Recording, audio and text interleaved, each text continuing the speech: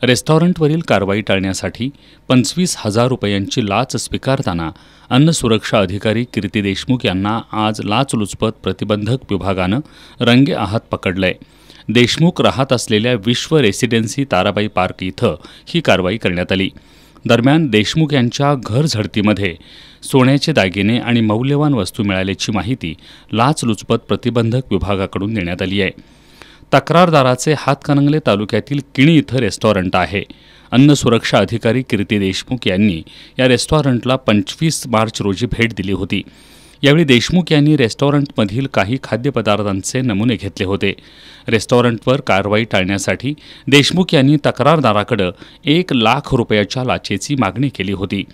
तडजोडी अंती 70,000 रुपये देण्याचे तक्रारदारानं कबूल केलं। त्यानंतर तक्रारदारानं लाचलुचपत प्रतिबंधक विभागाकडे देशमुख यांच्याबद्दल तक्रार केली। त्यानुसार आज रेसिडेन्सी ताराबाई पार्क परिसरातील देशमुख राहत असलेल्या ठिकाणी लाचेचा पहिला हप्ता 25,000 रुपये स्वीकारताना देशमुख यांना रंगेहात पकडलंय। दरम्यान देशमुख यांची घरझडती सुरू असून यामध्ये सोन्याचे दागिने, रोकड आणि मौल्यवान वस्तू मिळाल्याची माहिती लाचलुचपत प्रतिबंधक विभागाचे उपविभागीय अधिकारी सरदार नाळे यांनी दिली आहे।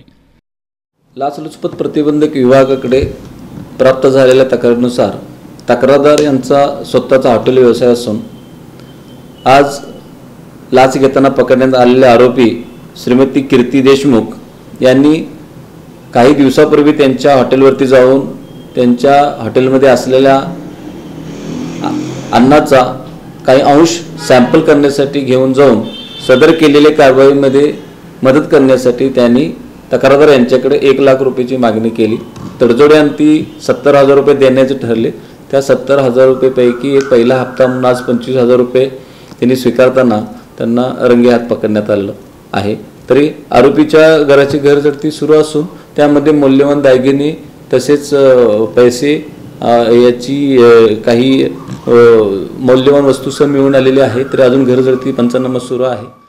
या कारवाईत लाचलुचपत प्रतिबंधक विभागाचे पोलीस निरीक्षक बापू साळुंखे, संजीव बंबरगेकर, पूनम पाटील यांच्यासह सहकार्यांनी या कारवाईत सहभाग घेतला।